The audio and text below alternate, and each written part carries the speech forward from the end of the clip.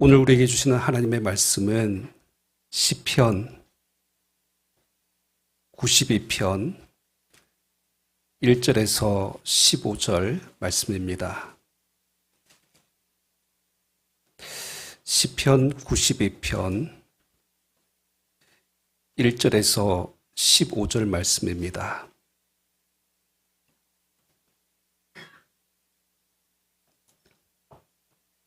제가 봉독합니다.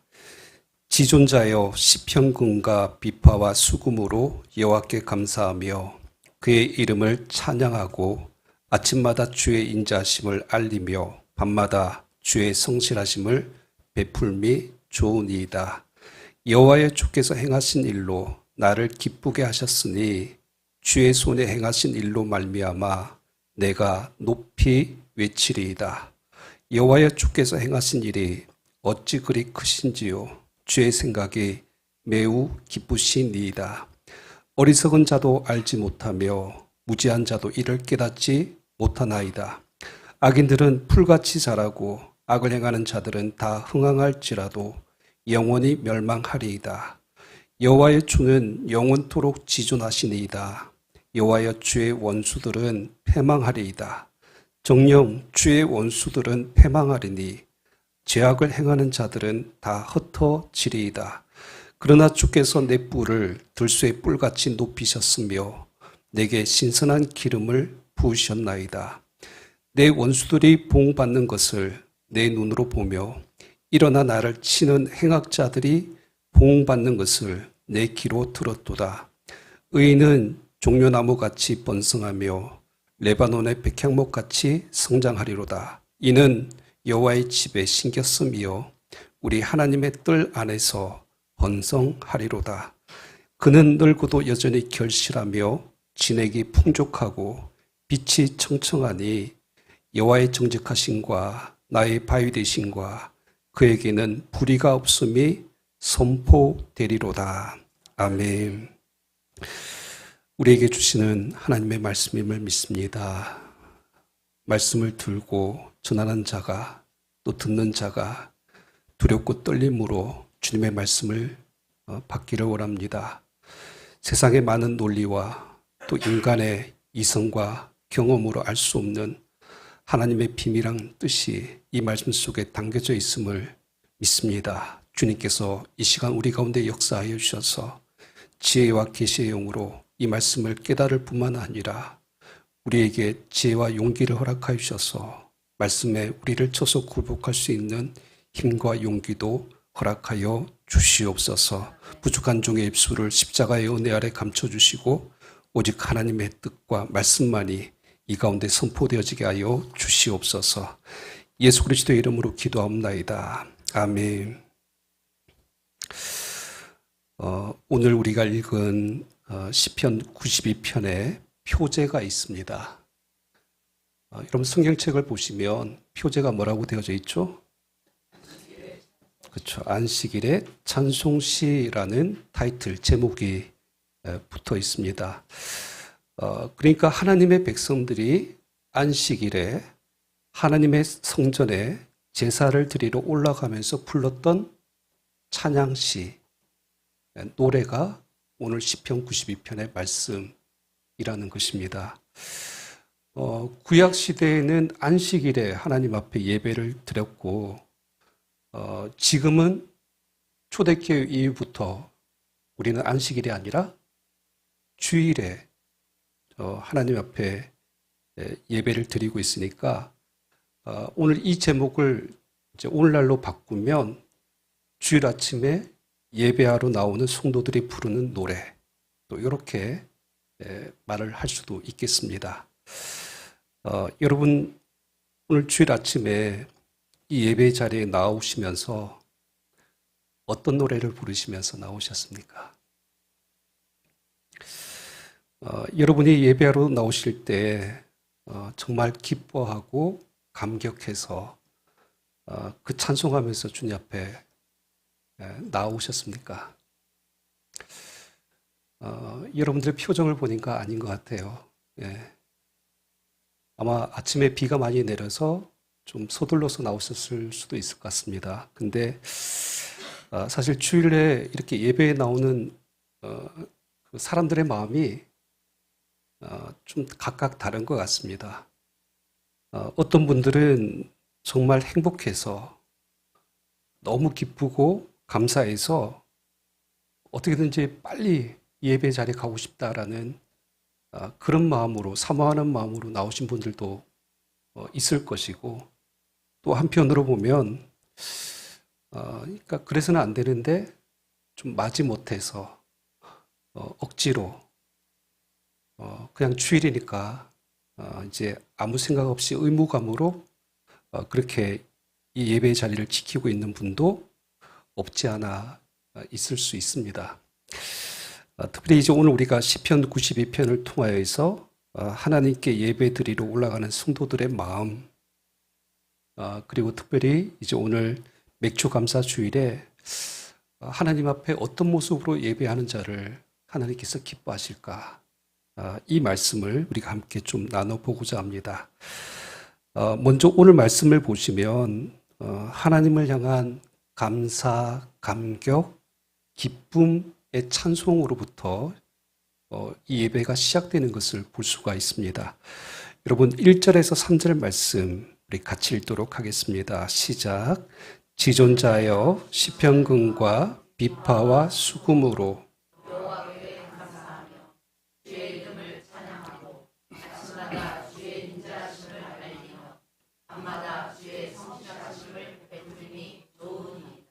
아멘.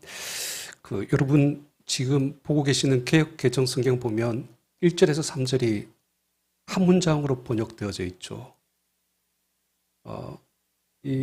여러분께서 이제 보실 때는 이것이 그냥 하나로 묶여져 있습니다. 근데 원문에 보면 세 개의 마침표가 있어요. 그래서 정확하게 세 개의 문장으로 나눠져 있습니다. 그래서 원어에 준하여서 가장 잘 번역된 성경이 세번역 성경인데 이 세번역 성경으로 제가 읽어드리겠습니다. 1절이 이렇습니다.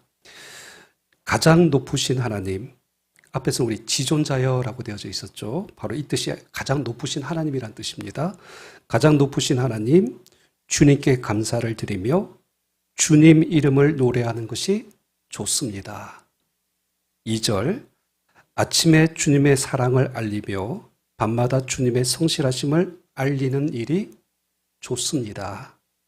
3절, 10줄 현악기와 검은고를 타며 수군가락에 맞추어 노래하는 것이 좋습니다.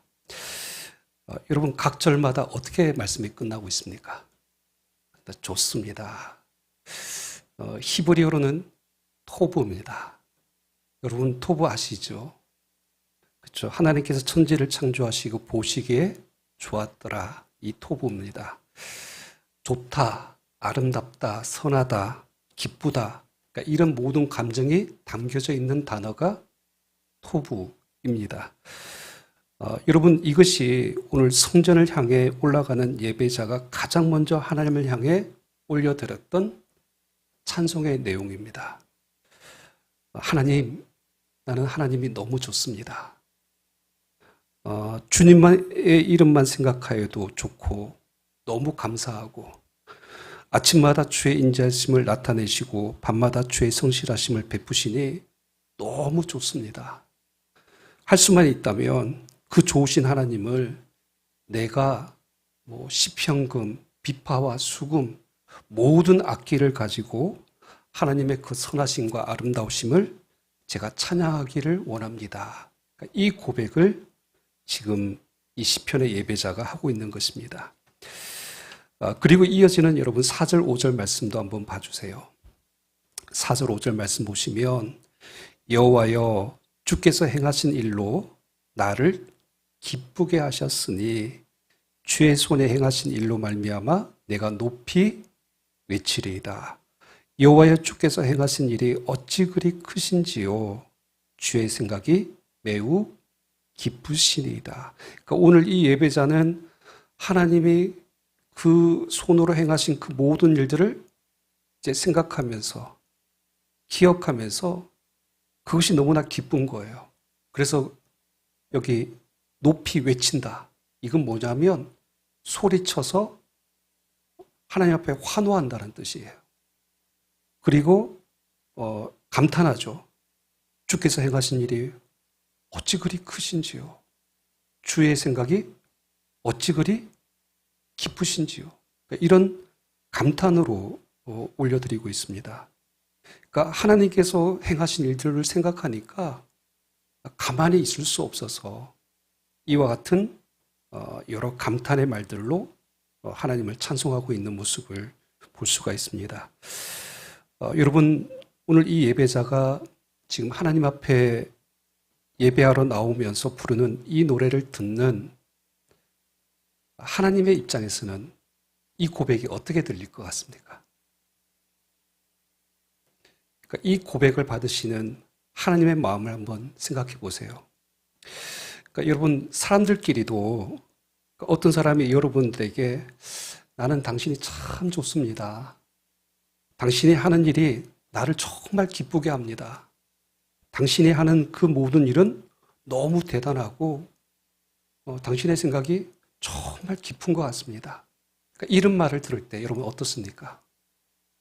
너무 좋죠. 그러니까 이런 칭찬을 받는다면 정말 기분이 좋을 겁니다.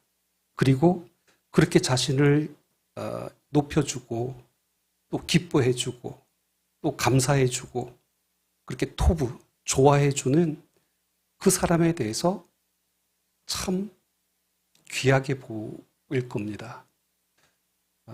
우리 하나님의 마음이 이와 같다라는 것이죠. 오늘 우리가 이 예배 자리에 나오면서 하나님 앞에 이 고백을 할 때 하나님이 얼마나 기뻐하실까?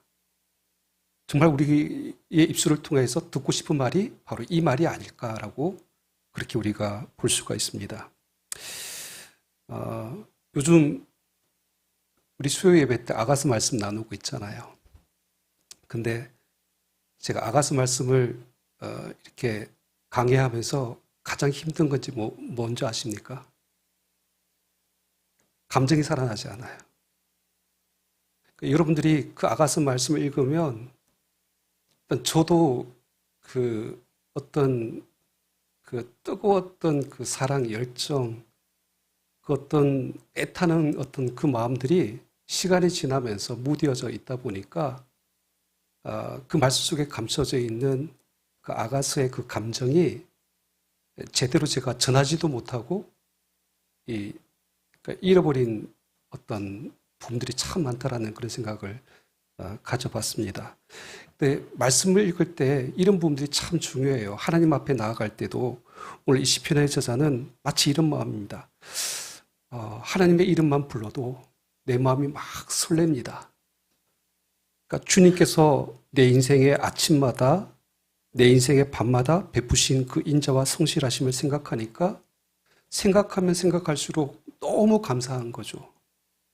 그리고 그 기쁨과 감격에 젖어서 오늘 그 하나님을 향해서 이 마음을 막 쏟아놓는 것이죠. 그러니까 이것이 오늘 이 시편의 예배자가 하나님 앞에 나가는 첫 모습이에요. 여러분, 예배의 시작은 우리의 마음을 하나님 앞에 올려드리는 겁니다. 바로 이런 찬송과 고백이 하나님을 기쁘시게 하고 또 하나님께서는 이러한 찬송을 우리를 통하여서 받으시기를 원하시는 줄 믿습니다. 여러분, 정말 하나님을 예배할 때마다 진심으로 하나님께서 행하신 일들을 기억하고 먼저 하나님 앞에 사랑의 고백을 드리는 것, 이것이 예배에 있어서 어떻게 보면 가장 중요한 핵심이라고 할 수가 있습니다. 그러니까 안타깝게도 예배의 중요한 본질, 그러니까 이 찬송을, 이 감사를 놓치시는 분들이 참 많습니다. 그러니까 어떤 분들은 이런 분들이 있어요. 예배 시작하고 나서 설교를 시작할 때 들어오시는 분들이 있죠. 물론 우리 교회는 없습니다. 근데 이런 분들 참 많이 봤어요. 근데 이런 분들이 예배를 마치고 나가면서 아마 이런 생각을 가질 수 있을 것 같아요. 오늘 말씀을 들었으니까 나는 예배를 드렸다. 그건 온전한 예배가 아니죠. 그러니까 예배 첫 시작이 그러니까 하나님과의 이 소통입니다. 하나님과 나누는 진정한 그 찬양과 감사를 놓쳐버리고 그 어떤 감격에 사로잡혀서 하나님을 기뻐하는 우리의 마음을 쏟아놓지 않고 시작하는 것은 온전한 예배가 될 수 없는 것이죠. 특별히 이제 오늘 말씀을 이제 보시면 그러니까 이런 분이 있을 수 있을 것 같아요. 목사님 언제나 늘 하나님께 그렇게 감사하고 기뻐하며 찬양만 할 수 있겠습니까? 사실 오늘 내 마음이 너무 힘들고 어렵습니다. 지금 내 형편이 너무 낙심이 되고 지금 내가 처해 있는 이 상황이 너무 비참합니다. 저는 오늘 이 예배에 드려야 된다라고 이 자리에 나와왔지만 하나님을 정말 마음으로 찬양하고 감사드리는 마음이 잘 우러나오지 않습니다. 그러니까 혹시 이런 분이 있으십니까? 그러니까 여러분 오늘 이 시편 92편을 잘 보세요. 지금 이 시편 92편의 예배자도 모든 일들이 다 감사해서 모든 일들이 다 기뻐서 부족함이 없어서 그렇게 하나님을 찬송하고 있는 것이 아니라는 것입니다. 오늘 시편의 제자가 찬양을 힘도 없고 기뻐할 조건도 없고 감사할 상황이 전혀 아니에요. 뒤에 이어지는 말씀을 한번 보세요. 여러분 6절부터 11절까지 말씀을 보시면 6절에 보면 어떤 사람이 나옵니까? 어리석은 자, 또 무지한 자. 여러분 이 어리석은 자와 무지한 자는 누구를 가리킬까요? 그러니까 5절 말씀과 반대된다고 생각하시면 됩니다. 여호와 하나님께서 행하신 일이 얼마나 크고 그분의 생각이 얼마나 깊으신지 그러니까 자신의 삶을 통해서 경험해 보지 못한 사람들 그리고 그것을 깨닫지도 못하고 그것을 멸시하는 자들 그러니까 이런 자들을 지금 이야기를 하고 있어요. 더 나아가서 7절에 보면 구체적으로 그런 사람들이 누구냐? 7절에 보니까 악인들, 악을 행하는 자들이라고 나와 있고요. 9절에는 보면 주의 원수들 그리고 또 죄악을 행하는 자들이 있다고 말을 합니다. 그리고 11절 말씀 봐주세요. 11절 내 원수들이 보응받는 것을 내 눈으로 보며 일어나 나를 치는 행악자들이 보응받는 것을 내 귀로 들었도다. 여기 그러니까 시편의 예배자가 원수들이라고 이야기하는데 이 원수들이 지금 이 예배자에게 어떤 일을 행했습니까? 일어나 나를 치는 행악자들이에요. 지금 이 시편의 제자는 그런 사람들 속에 있다가 이렇게 주님 앞에 지금 예배하러 나왔다는 것이죠. 과연 정말 이런 형편과 상황 가운데 있다라면 또 그 예배를 드리고 여전히 또 그런 세상 가운데로 나아가야 된다라면 여러분 오늘 이 시편의 저자처럼 하나님을 기뻐하고 감사하고 찬송할 마음이 있겠느냐는 거예요. 결코 쉽지 않을 겁니다. 하지만 오늘 이 시편의 예배자가 자신이 그렇게 힘들고 어려운 일을 겪으면서도 그 고통스러운 순간 속에서도 그럼에도 불구하고 하나님을 찬송하고 예배하고 있다는 것이 정말 중요한 부분입니다. 왜 그렇게 할 수 있었을까? 과연 이 시편의 예배자가 가지고 있었던 기쁨과 감사와 찬송의 그 내용이 뭐였냐? 이 부분을 우리가 좀 살펴볼 필요가 있습니다. 답이 오늘 말씀 4절에 있어요. 여러분 다시 4절 말씀으로 돌아가 주셔서 우리 같이 한번 읽도록 하겠습니다. 시작. 여호와여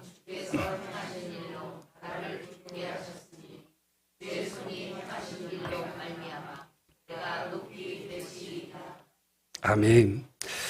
자, 말씀을 보시면 그러니까 주께서 행하신 일로라는 표현이 나오고요. 또 뒤에 보니까 주의 손이 행하신 일로 똑같이 지금 번역이 되어져 있는데 언어가 달라요. 여기 앞에 주께서 행하신 일 할 때 이 히브리어로는 포알이라는 단어를 써요. 포알. 그러니까 이거는 말 그대로 구체적인 행위를 나타내는 단어입니다. 그러니까 지금까지 하나님께서 내 인생 가운데 행하신 그 도움의 손길, 그 행하심을 경험했다는 거예요. 이거는 현재입니까? 과거의 사건입니까? 과거의 사건이죠. 그러니까 그 하나님의 도우심의 은혜에 대한 기억을 가지고 기뻐했다는 뜻이에요.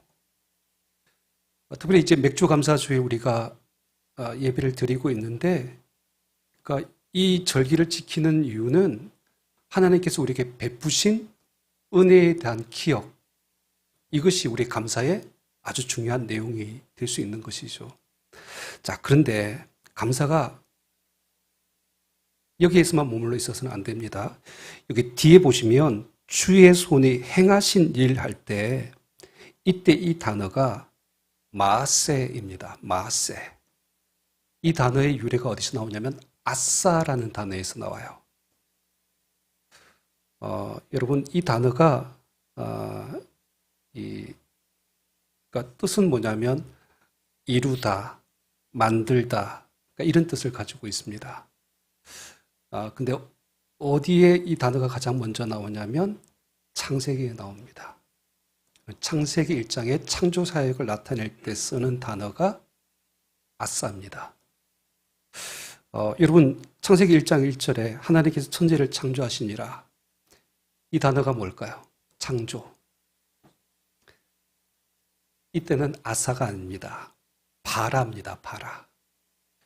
흔히 바라라는 이 단어를 언제 쓰냐면 무에서 유를 창조할 때, 이때는 바라라는 단어를 씁니다.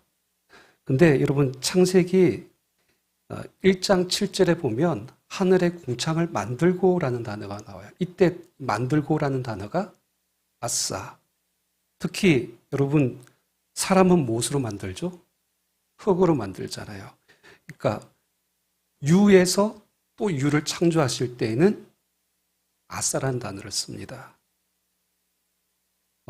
말씀이 복잡한 것 같지만 다시 오늘 본문으로 들어와서, 그러니까 이런 의미예요. 지금 하나님은 우리 인생 가운데 지금 주의 손으로 무엇을 하시겠다는 거예요? 아싸. 그러니까 새로운 일을 이루시고 만드시고 창조하시겠다는 겁니다. 지금 이 시편의 저자가 예배드리기 힘든 형편, 상황, 이런 일들은 이미 일어난 일들이에요. 벌어진 일들이에요. 원수들이 지금 그 앞에 있는 것은 어쩔 수 없어요. 상황입니다. 하지만 그것이 이 시편의 저자의 인생의 끝이 아니라는 겁니다. 이 모든 것들을 하나님께서는 이제 재료를 삼으셔가지고 유에서 또 유를 창조하시는 것이죠. 그 손으로 새롭게 창조하시며 하나님의 뜻 가운데 새로운 일을 행하실 것이다. 이 말씀을 오늘 4절에서 주의 손이 행하신 일로 말미암아. 그러니까 이 사건은 어떤 일일까요? 과거의 사건일까요? 아니면 미래에 일어날 사건일까요? 앞으로 일어날 하나님의 미래적인 사건. 그 일로 인하여서 하나님 앞에 감사하고 있는 것입니다. 이런 것들을 신학적인 용어로 뭐라고 하냐면 선제적 감사라고 합니다. 그러니까 감사는 은혜에 대한 과거적인 기억의 감사뿐만 아니라 하나님께서 앞으로 행하실 일에 대한 그 기대와 소망을 가지고 드리는 감사를 드려야 된다는 것입니다. 자, 그럴 때 오늘 뒤에 이어지는 말씀을 보시면, 그러니까 이런 어리석고 무지한 자들과 달리 이 시편의 저자는 그 예배하는 순간에 그렇게 막 찬송하고 감격하고 너무 좋습니다, 이렇게 말을 할 수 있었던 이유가 뭐냐면 어떤 믿음의 확신을 가졌기 때문이에요. 그 내용들이 이제 쭉 나옵니다. 여러분 7절 8절 말씀 다시 한번 봐주시면, 자, 악인들은 어떻게 됩니까? 풀같이 자라고 악을 행하는 자들은 다 흥황할지라도 하나님은 반드시 그들을 어떻게 하십니까? 멸망하실 것이다 라는 이 사실을 믿게 된 것이죠. 그러면서 이제 8절, 여호와여 주는 영원토록 지존하시나이다.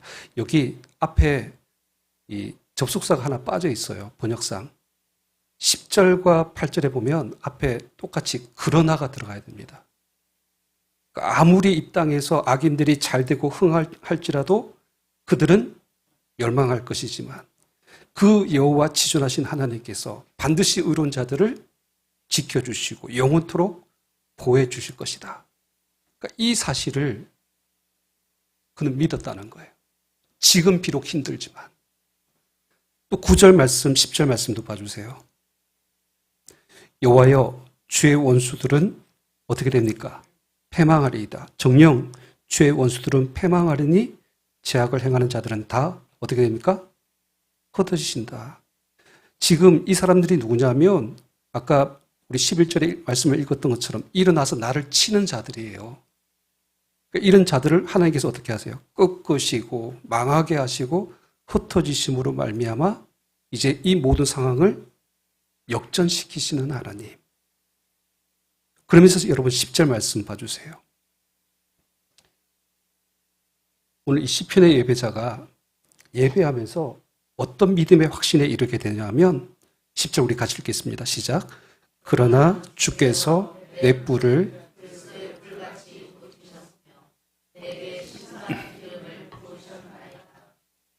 지금 예배하는 가운데 하나님의 은혜를 경험하는 거예요. 두 가지를 이야기합니다. 주께서 내 뿔을 돌쇠 뿔같이 어떻게 하신다고요? 높이신다. 그러니까 여러분 뿔은 뭐죠? 힘과 권세의 상징이잖아요.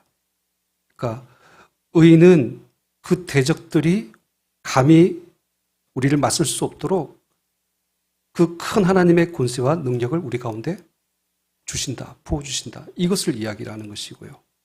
더 중요한 말씀이 뒤에 나와요. 여기 내게 신선한 기름을 부으셨나이다. 여러분 이 말씀이 무슨 뜻입니까? 기름을 부으신다. 우리 시편 23편 5절 말씀. 주께서 내 원수의 목전에서 내게 상을 베푸시고 기름으로 내 머리에 바르셨으니. 기억나시죠? 그러니까 이 내용은 똑같은 말씀입니다. 그러니까 기름을 부으주신다. 기름을 바른다. 이거는 두 가지 의미가 있습니다. 여러분 고대 근동에서 자신의 집을 방문한 가장 귀한 손님에게 그 머리에 이 값비싼 기름을 발라주는 그런 풍습이 있었다고 합니다. 그만큼 그 사람이 어떻다는 거예요? 가장 존귀한 사람, 극진히 대접하고 모든 사람들 앞에서 그를 높여주신다. 그러니까 이런 의미를 가지고 있습니다. 또 하나는 우리 시편 23편 5절 말씀에서 봤던 것처럼 과거 이 왕이나 선지자나 제사장들을 세울 때는 어떻게 하셨죠? 기름을 부었죠. 그러니까 다윗에게 기름을 부어서 그를 왕으로 세우셨습니다. 그러니까 누구 앞에서? 원수의 목전에서 그 다윗을 높여주셨다는 것이죠. 그러니까 지금까지 다윗은 어떤 삶을 살아왔느냐면 그러니까 수많은 원수들에게 음해당하고 도망치고 또 죽을 위기에서 겨우겨우 막 도망치면서 그렇게 살아왔는데 마지막에 하나님께서 그를 어떻게 하셨다고요? 기름을 부어주셨어요. 높여주신 것이죠. 완전히 상황이 이제 바뀐 겁니다. 그러니까 오늘 이 말씀이 바로 그런 뜻입니다. 지금은 어렵고 힘든 상황 속에 있지만 주를 예배하는 자들 가운데 하나님께서는 이제 그 상황과 형편을 역전시켜 주실 것이다. 그러니까 이 믿음을 오늘 이 시편의 저자가 예배하는 가운데 확신을 갖게 된 것이죠. 그럴 때 그 믿음의 확신이 그의 감사와 그리고 찬송과 감격의 고백으로 하나님 앞에 지금 올려지고 있는 것입니다. 여러분, 주의 손이 행하실 일, 이 아사의 역사가 우리 가운데 있다는 사실을 믿으시길 바랍니다.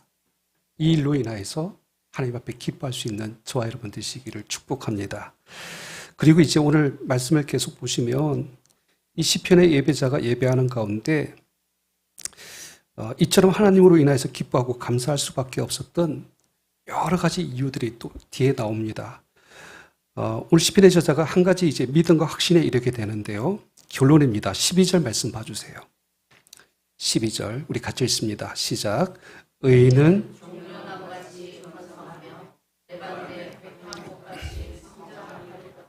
아멘. 성장하리로다. 이 일은 일어났 일이니까 일어나지 않은 일입니까? 앞으로 일어날 일에 대해서 이야기를 하고 있는 거예요. 여러분 그 시편 1편에 복이 있는 사람은 하면서 그 의인을 이야기할 때 저는 시냇가에 심은 나무라고 표현했잖아요. 그러니까 본문에도 지금 악인과 의인을 대비시키면서 하나님 앞에 예배하는로 나온 그 의로운 자의 인생을 이야기할 때 그의 인생에 어떤 은혜를 베푸실지 이야기하면서 나무를 가지고 지금 그 복을 이야기하십니다. 첫 번째가 뭐예요? 종려나무이고 두 번째가 백향목입니다. 여러분 종려나무의 특징이 뭡니까? 예수님께서 예루살렘 입성하실 때 사람들이 뭘 가지고 흔들면서 예수님을 환영했습니까? 종려나무죠. 원래 이 승리를 상징하면서 기쁨을 나타내는 단어입니다. 근데 여기 오늘 본문에 보면 이 종려나무가 가지고 있는 특징을 한 가지 이야기하면서 번성이라는 단어를 쓰고 있어요. 번성. 그러니까 여러분 혹시 성지순례 가시면 이 종려나무 많이 보시게 될 겁니다. 이 특징이 뭐냐면 열매가 많아요.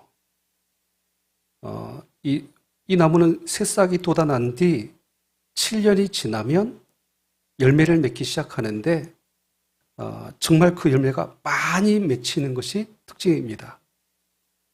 그래서 여러분 그 유대인들은 여자들에게 최고의 축복이 뭐냐면 이 다산을 상징하는 종려나무. 우리는 그 패백할 때 뭘 던지죠?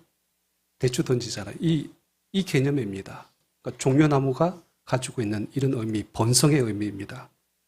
그러니까 이 종려나무는 더 신기하게도 시간이 지나면 지날수록 더 좋은 열매를 맺어요. 그러니까 올해 맺었던 열매보다 내년에 맺는 열매가 더 최상급의 열매를 맺는 것이죠. 그렇게 해서 대략 150년 동안 열매를 맺는다고 합니다. 그래서 종려나무가 가지고 있는 그 복이 뭐냐면 번성과 풍요의 상징인 겁니다.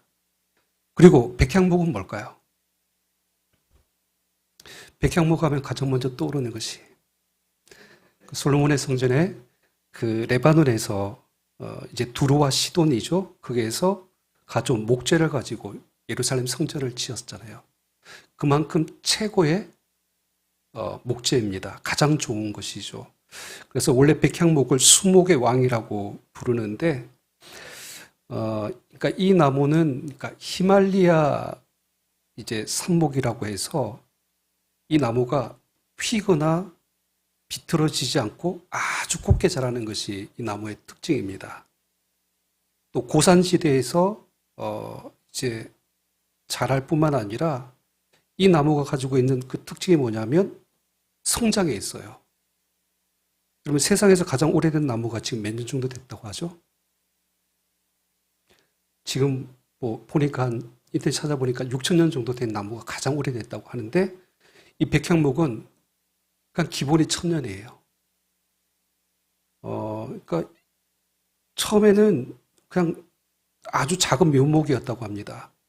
그냥 솔방울 맺을 정도로만 이렇게 작은 나무로 한 40년 동안 그냥 자라다가 과연 이 나무가 죽었는지 살았는지도 모를 정도로 굉장히 작은 나무라고 합니다. 근데 어느 순간부터 이 나무가 자라기 시작하는데 그 엄청난 큰 나무로 자라나게 되는 것이죠. 그래서 이제 수백 년의 시간에 걸릴 정도로 꾸준하게 계속 나무가 멈추지 않고 어떻게 한다는 거예요? 성장한다는 거예요. 그러니까 이것이 바로 오늘 백향목이 가지고 있는 복입니다. 그래서 오늘 14절 말씀에도 보면 어떤 표현이 나옵니까? 그는 늙어도 여전히 결실하며 진액이 풍족하며 빛이 청청하니. 여러분 사람의 인생이 늙으면 어떻게 되죠? 쇠약하잖아요. 줄어들잖아요. 근데 백향목의 은혜는 그렇지 않다는 겁니다. 끊임없이 자라나고 더 푸르르고 아름답게 자라난다는 것이죠. 그러니까 오늘 이 시편의 예배자가 자신의 인생 가운데 하나님의 손으로 행하실 그 일, 이 아사의 역사가 바로 이와 같이 나타날 것이다. 내 인생을 종려나무같이 번성케 하실 뿐만 아니라 백향목같이 끊임없이 자라게 하시고 성장하게 하실 것이다 라는 이 믿음을 가지게 된 것이죠. 자, 이것을 기대할 때 얼마나 기쁩니까? 놀랍습니까? 그러니까 이 노래가 오늘 시편 92편 1절에서 3절에 그런 찬양의 감격과 감사와 또 찬송으로 하나님 앞에 올려지고 있는 것입니다. 여러분, 비록 지금은 힘들고 어려운 형편 가운데 이 예배 자리에 나와왔지만 하나님께서 이루시고 새롭게 창조하시며 행하실 일을 믿으신다면 변함없이 오늘 이 시편의 예배자처럼 주님 앞에 감사할 수 있기를 축복합니다. 또 그 주님을 찬양하고 기뻐하며 주님 앞에 영광 돌릴 수 있는 저와 여러분 되시기를 바랍니다. 그럴 때에 이 믿음을 통하여서 우리에게 새 일을 행하실 하나님의 은혜를 소망하기를 축복합니다. 오늘 이제 맥주감사 주일 또 이면서 2024년 이제 새로운 후반기를 시작하는 첫 주지 않습니까? 그러니까 지난 6개월 동안 저와 여러분들 가운데 함께 하신 하나님의 그 놀라운 은혜들을 기억하며 감사드리는 것도 중요합니다. 그 은혜를 잊지 않고 감사하는 저와 여러분 되시기를 축복합니다. 하지만 비록 여전히 마음이 어렵고 지난 6개월 동안의 삶이 너무 힘들었고 또 지금 달라지지 않는 내가 처해 있는 형편과 상황들로 인하여서 여전히 불편하고 어려운 마음들이 있다 할지라도 오늘 시편의 저자처럼 감사와 찬송을 하나님 앞에 올려드릴 수 있는 저와 여러분 되시기를 바랍니다. 왜냐하면 이제 하나님께서 우리 새들교회 가운데 또 저와 여러분 인생 가운데 아사 이루시고 행하시고 그리고 하나님께서 새롭게 창조하실 것을 기대하면서 이 감사를 드릴 수 있는 저와 여러분 되시기를 주님으로 축원드립니다. 기도합니다.